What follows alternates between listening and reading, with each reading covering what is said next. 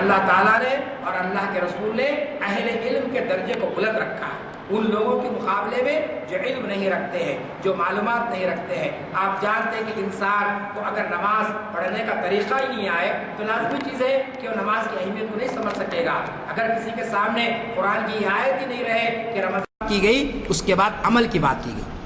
تو نبی کریم صلی اللہ علیہ وسلم کے انقلاب کا ایک نمایاں پہلو یہ ہے کہ آپ نے کبھی اس بات کو گوارا نہیں کیا کہ آپ کے ماننے والے اور آپ کی تعلیمات پر ایمان لانے والے بے علم رہے، جاہل رہے یا گوار رہے۔ چنانچہ ابتدائی دور میں جبکہ آپ ہجرت کر کے مدینہ تشریف لے گئے اور جبکہ جہاں پر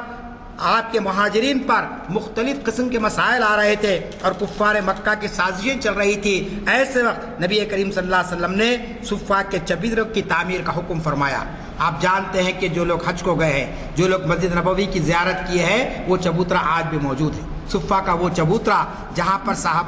پر اللہ کے رسول نے چند صحابہ کو متعین کر دیا تھا اور یہ کہہ کر متعین کیا تھا کہ تمہارا کام صرف علم کو حاصل کرنا ہے، تم کو یہ نہیں دیکھنا ہے کہ کون دشمن آ کر الغار کر رہا ہے، کون جو ہے نا مدینہ کے تعلق سے سازشیں کر رہا ہے، تمہارا کام صرف یہ ہے کہ تم علم کو حاصل کرو، زیادہ سے زیادہ علم کو حاصل کرو۔ چنانچہ آپ جانتے ہیں صفا کے اس چبوترے پر سب سے زیادہ یعنی علم میں مشغول رہنے والی شخصیت تھی وہ حضرت ابو ہریرہ رضی اللہ تعالیٰ عنہ کی، اور سب سے زیادہ آپ ہی سے روایات مروی ہے، آپ نے ہی زیادہ احادیث کو لوگوں کے سامنے بیان فرمایا ہے۔ تو یہ کیوں ہوا؟ اس لیے کہ آپ نے تعلیم و تربیت کی بات ان لوگوں کے سامنے لائی ہے۔ پھر تیسری طرف آپ دیکھتے ہیں کہ اس جو انقلاب نبی کریم صلی اللہ علیہ وسلم نے لایا، یہ انقلاب فکری بھی تھا، یہ انقلاب عملی بھی تھا۔ دنیا کے اندر بہت سے لوگ اپنی فکر کو پیش کرتے رہے، روسوں نے اپنی فکر کو پیش کیا، افلاطون نے اپنی فکر کو پیش کیا، اسی طریقے سے اور بھی بہت سے مفکرین کے نام ہم کو ملتے ہیں کہ جنہوں نے اپنی فکر کو دنیا کے سامنے پیش کیا، لیکن وہ اس فکر کو عملی جامہ نہیں پہچان سکے۔ ایسا نہیں ہوا کہ انہوں نے جو کچھ کہا انہوں نے اپنی زندگی میں اس کو دیکھ لیا ہو، جیسا کارل مارکس نے کمیونزم کا نظریہ پیش کیا، لیکن وہ کمیونزم کو عملی طور پر دنیا میں نافذ نہیں کر سکا۔ اس کے شاگرد لینن نے اس کو دنیا میں نافذ کیا ایک مخصوص علاقے کے اندر، اور وہ بھی 90 سال کے اندر ختم ہو گیا۔ لیکن رسول کریم صلی اللہ علیہ وسلم کا جو انقلاب ہے وہ انقلاب جہاں تھیوریٹیکل ہے، جہاں اس کا اپنا ایک فکری پہلو ہے، ایک آئیڈیالوجیکل اس کا جو پہلو ہے، اس کے ساتھ ساتھ یہ ایک پریکٹیکل انقلاب تھا۔ یہ پریکٹیکل انقلاب ایسے تھا کہ نبی کریم صلی اللہ علیہ وسلم نے جو ارشاد فرمایا اس پر خود آپ نے عمل کیا۔ اس میں جنگ خندق کا واقعہ بہت اہمیت رکھتا ہے کہ جس وقت خندق کھودی جا رہی تھی اور آپ نے حکم دیا لوگوں کو کہ لوگوں دشمن کی الغار ہے اور وہ ہم پر حملہ کر سکتا ہے، لہٰذا خندق کھودی جائے۔ اب جب سارے صحابہ کرام خندق کھودنے لگے اور اس میں ایک صحابی رسول آئے اور کہا کہ اللہ کے رسول میں بھوک سے بہت پریشان ہوں اور میں اب برداشت نہیں کر سکتا ہوں اور میں نے اپنے پیٹ پر پتھر باندھ لیے ہیں، تو رسول کریم صلی اللہ علیہ وسلم نے کیا کہا؟ آپ نے واز نہیں فرمایا، آپ نے بیان نہیں فرمایا، آپ نے کہا کہ اے شخص تو نے ایک پتھر اپنے پیٹ پر باندھا ہے لیکن میں نے اپنے پیٹ پر 2 پتھر باندھے۔ بھوک کی شدت اتنی زیادہ تھی، تو یہ عملی مظاہرہ آپ صلی اللہ علیہ وسلم نے کیا۔ بدر کے میدان کے اندر آپ نے صحابہ کو نہیں کہا کہ جاؤ کفار مکہ سے مقابلہ کر لو، جاؤ جو ہے نا جو ہے سو ان کے جو ہے تلواروں کا تم نشانہ بن جاؤ، بلکہ آپ نے وہاں پر ایک سپہ سالار کا فریضہ انجام دیا۔ آپ نے فوجوں کو آراستہ کیا باضابطہ اور ان کی جو ہے نا تربیت فرمائی۔ تو اس طریقے سے نبی کریم صلی اللہ علیہ وسلم نے عملی طور پر دنیا کے سامنے اپنی حیات کو دنیا کے سامنے پیش کیا، ورنہ دنیا کیا کہتی؟ کفار مکہ تو یہی تو سب سے بڑا آپ پر الزام لگاتے تھے کہ اگر اللہ کو کسی کو نبی بنانا تھا، کسی کو رسول بنا کر بھیجنا تھا تو فرشتوں میں سے بھیجنا تھا، کسی اور مخلوق میں سے بھیجنا تھا۔ ارے ہم جیسے انسان میں سے کیسے رسول آ گیا جو بازاروں میں کھاتا پیتا ہے، جو ہمارے ساتھ اٹھتا بیٹھتا ہے اور ہمارے طور طریقے اختیار کرتا ہے؟ تو قرآن نے کیا جواب دیا؟ قرآن نے کہا کہ ہم نے تمہیں میں سے اٹھایا۔ میں نے وہ آیت آپ کے سامنے پڑھی، هو الذی بعث فی الامیین رسولا، کہ ہم نے امیین میں سے رسول کو اٹھایا۔ کوئی پڑھا لکھا انسان اگر تقریر کر دے تو لوگ کہتے ہیں ہاں بھائی پڑھے لکھے بول دیے ہیں۔ کوئی صاحب جو ہے نا بہادر ہے اور مقابلے میں اتر جائے تو کہیں کہ صاحب پہلوان ہے مقابلے اٹھ رہا ہے، لیکن ایک عام انسان اگر کوئی اچھی بات کہہ دے تو لوگ کہتے ہیں کہ صاحب کم پڑھا لکھا ہے، بڑی عقل مندی کی بات کہہ کر گیا ہے، جسمانی طور پر کمزور ہے لیکن بڑے پہلوان کو اس نے پچھاڑ دیا ہے۔ تو اس طریقے سے اللہ تعالیٰ نے ایک ایسی شخصیت کا انتخاب فرمایا اور ایک ایسے معاشرے کا انتخاب فرمایا کہ جو معاشرہ تہذیب سے کوسوں دور تھا، علم سے کوسوں دور تھا۔ مکے کے اندر کوئی چیز نہیں تھی، انسانیت نہیں تھی، بلکہ حیوانیت اپنی انتہا تک پہنچ چکی تھی، علم کا کوئی جوہر وہاں پر نہیں تھا۔ ایسے معاشرے میں پیدا فرمایا، ورنہ دنیا کیا کہتی کہ صاحب تہذیب یافتہ معاشرے میں کوئی بات آئی تھی، ہم تو اتنے تہذیب یافتہ نہیں ہیں، وہ فلاں معاشرے میں بات آئی تھی، لوگ سمجھنے والے تھے، لیکن ناسمجھوں کے اندر اللہ تعالیٰ نے اپنے رسول کی بعثت فرما کر ان کی اس طریقے سے تربیت فرمائی کہ وہی ناسمجھ لوگ اور وہی ان پڑھ لوگ اور وہی تہذیب سے لوگ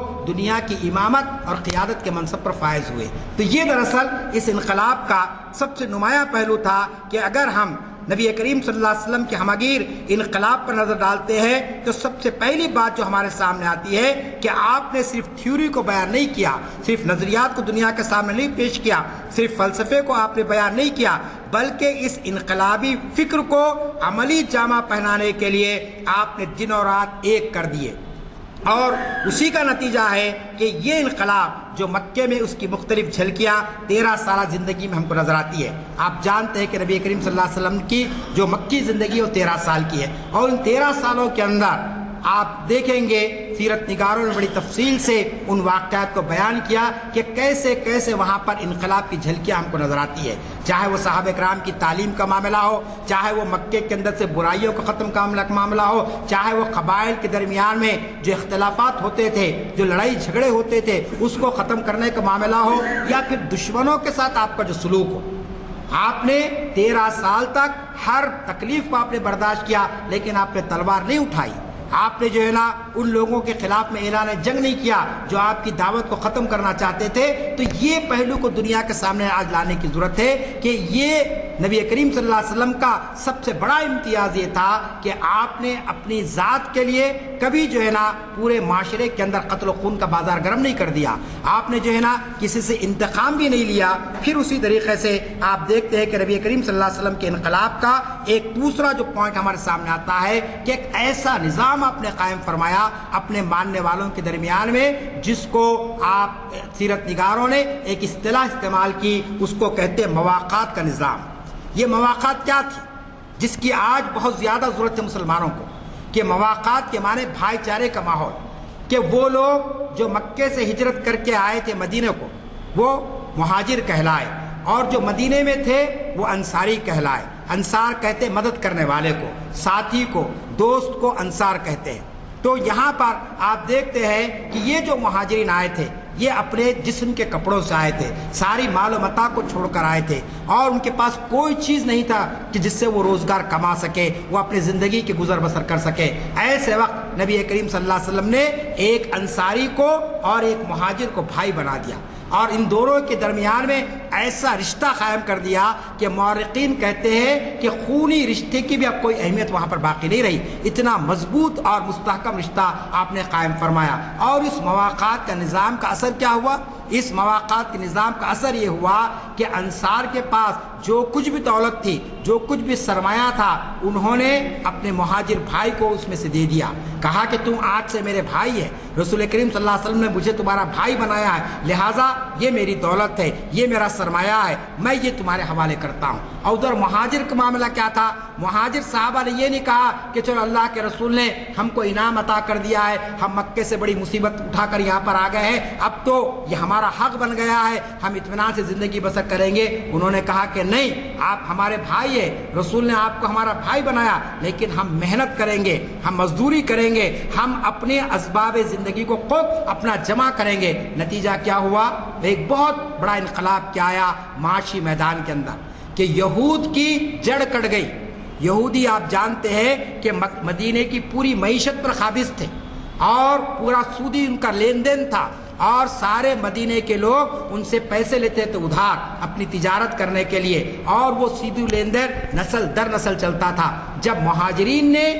تجارت شروع کر دی اور انصار نے پیسہ لگایا، نتیجہ کیا ہوا کہ یعنی مدینے میں آپ دیکھتے ہیں کہ سودی لین دین ختم ہوگا، اور وہ قوم جو مسلمانوں کی ازلی دشمن تھی وہ جو ہے نا معاشی طور پر کنگال ہو گئی۔ تو یہ انقلاب تھا، اس انقلاب کی آج ضرورت ہے امت مسلمہ کے درمیان میں۔ آج ہمارے پاس کوئی غریب ہے، ہمارا کوئی رشتہ دار پریشان حال ہے، ہمارا کوئی دوست پریشان حال ہے، تو ہم کو سوچنا چاہیے، ہم میلاد کے جلسے اٹینڈ کرتے ہیں، ہم میلاد کی تقریریں کرتے ہیں، ہم جو ہے نا نعتیہ مشاعروں میں جاتے ہیں، لیکن رسول کریم صلی اللہ علیہ وسلم کے لائے ہوئے اس انقلاب کے پہلوؤں کو اگر آپ نظر انداز کرتے ہیں تو ان محفلوں میں جانا، ان میں خطاب کرنا، یہ سوائے وقت کی خرابی کے اور کچھ نہیں ہوگا۔ ثواب اپنی جگہ پر ہے، لیکن رسول کریم صلی اللہ علیہ وسلم کی تعلیمات صرف ثواب کمانے کے لیے نہیں بیان کی جانی چاہیے، بلکہ اس کو عملی شکل دینا چاہیے۔ آج ہمارا معاشرہ سودی لین دین میں ہے، آج ہمارے معاشرے کے اندر کتنے لوگ بدحال ہیں، پریشان حال ہیں۔ چنانچہ مواقعات کا نظام جس کو نبی کریم صلی اللہ علیہ وسلم نے اس مضبوط بنیاد پر قائم فرمایا کہ مکی معاشرے میں وہ صحابہ کرام جو زکوٰۃ لے کر زندگی گزارتے تھے، تاریخ نے وہ منظر بھی دیکھا کہ انہوں نے اعلان کیا کہ ہم زکوٰۃ لینے کے موقف میں نہیں ہیں بلکہ ہم زکوٰۃ دینے کے موقف میں ہیں۔ آپ بتائیے، جو غریب صحابہ کرام تھے، جو جن کے پاس کوئی مال و دولت نہیں تھی اور جو زکوٰۃ کے ذریعے اپنے کاروبار کرتے تھے، اللہ تعالیٰ نے ان کو اتنا مال سے نوازا، اتنا جو ہے نا مرفہ حالی ان کے پاس آئی کہ مورخین لکھتے ہیں کہ مدینے کے اندر اعلان ہوتا تھا کہ لوگوں ہمارے پاس اتنی زکوٰۃ جمع ہے، ہم زکوٰۃ دینا چاہتے، تو آوازیں آتی کہ ہم زکوٰۃ لینے کے موقف میں نہیں ہیں، ہم زکوٰۃ دینے کے موقف میں۔ آپ بتائیے، یہ انقلاب تھا نبی کریم صلی اللہ علیہ وسلم کا لایا ہوا۔ اور پھر بہت سے اس کے پہلو ہے، وقت چونکہ کم ہے، میں ایک اور پہلو پر بات کو اپنی ختم کرتا ہوں نبی کریم صلی اللہ علیہ وسلم کے لائے ہوئے انقلاب کا، کہ وہ انقلاب جیسا کہ میں نے آپ سے کہا کہ جس کے اندر کوئی قتل و خون کی بات نہیں تھی، جس کے اندر کوئی ظلم و جبر کی بات نہیں تھی، بلکہ عدل و انصاف، ایثار اور قربانی، علم اور آگہی کا یہ انقلاب تھا کہ جس کے اندر آپ جانتے ہیں کہ کم سے کم یہاں پر آپ دیکھتے ہیں کہ ہتھیار کا استعمال ہوا۔ ڈاکٹر حمید اللہ صاحب کی کتاب ہے، آپ پڑھیے، بیٹل فیلڈز آف پروفٹ محمد، اس کا اردو میں بھی ترجمہ ہوا ہے۔ انہوں نے لکھا اس کے اندر کہ نبی کریم صلی اللہ علیہ وسلم کی حیات طیبہ میں 28 معرکے ہوئے، جنگی 88 معرکے ہوئے، اور اس کے اندر 2 طریقے ہیں۔ یہاں اہل علم موجود ہے، آپ جانتے ہیں کہ نبی کریم صلی اللہ علیہ وسلم بذات نفس نفیس جس معرکے میں شریک ہوئے ہیں اس کو غزوہ کہتے ہیں، اور جس میں آپ نے صحابہ کو بھیجا، آپ تشریف نہیں لے گئے، اس کو سرایا کہتے ہیں، سین رے الف یا الف، یہ سرایا ہوتا ہے۔ تو سرایا اور غزوات یہ پورے ملا کر 88 ہوتے ہیں، جس میں سے 28 یا 30 میں نبی کریم صلی اللہ علیہ وسلم بذات نفس نفیس شریک ہوئے ہیں، بقیہ میں آپ نے صحابہ کرام کو بھیجا۔ اب قتل ہونے والوں کی کتنی تعداد ہے؟ قتل ہونے والوں کی تعداد یہ ہے کہ پورے ٹوٹل مشرکین مکہ اور جو صحابہ کرام شہید ہوئے ان کی جو تعداد ڈاکٹر حمید اللہ نے بتائی ہے وہ 759 ہے۔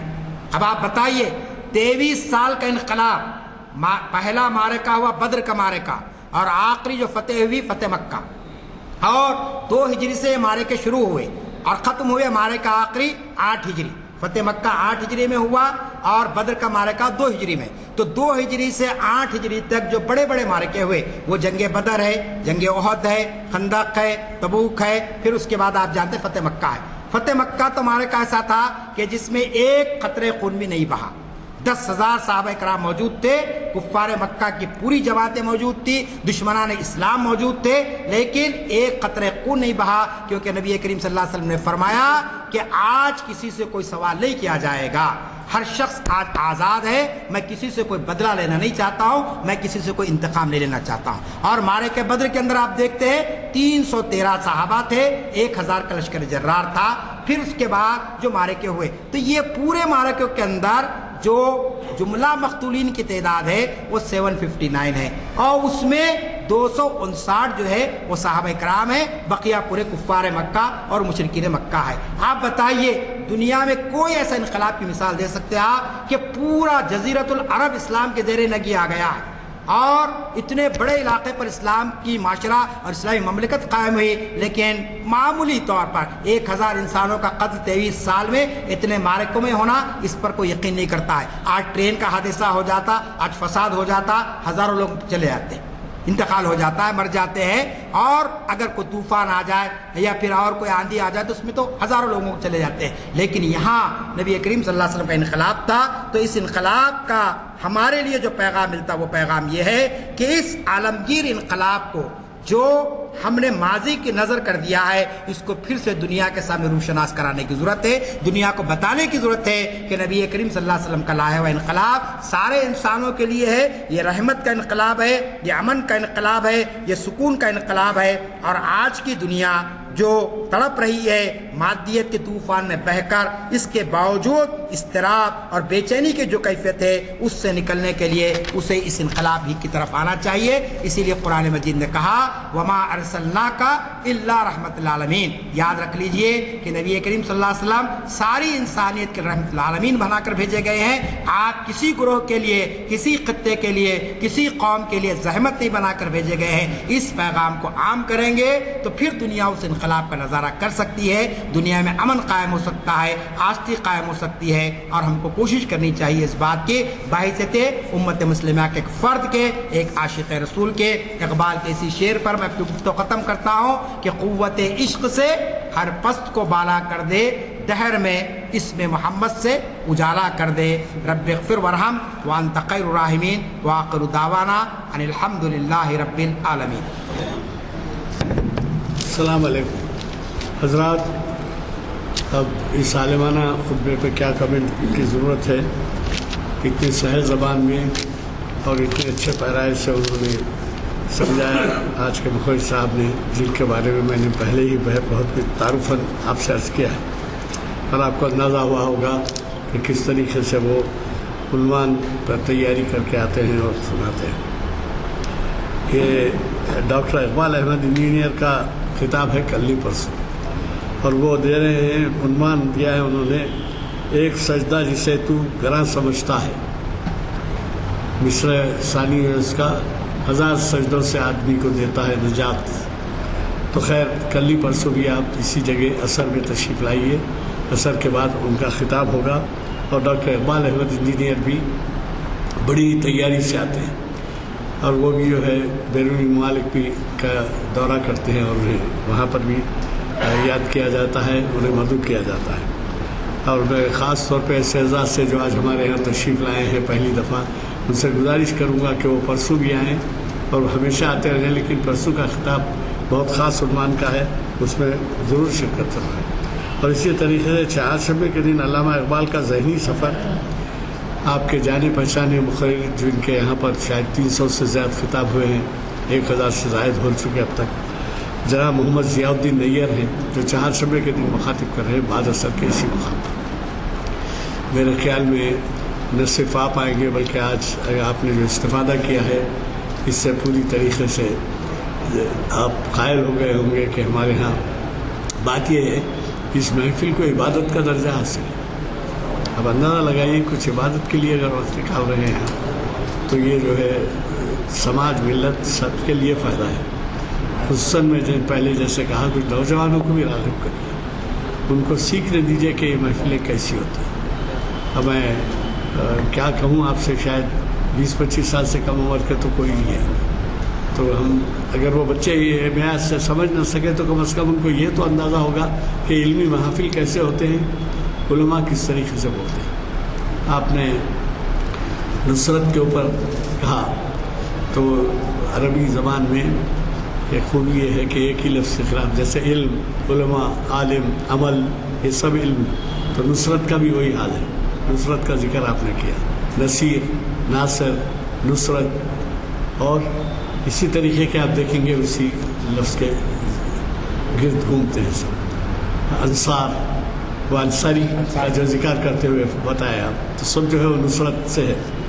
اور بھی ہے الفاظ اس کے۔ خیر وقت کم ہے، میں چونکہ دعا ہو چکی ہے، محفل کی برخاستگی کا اعلان کرتا ہوں، شکریہ۔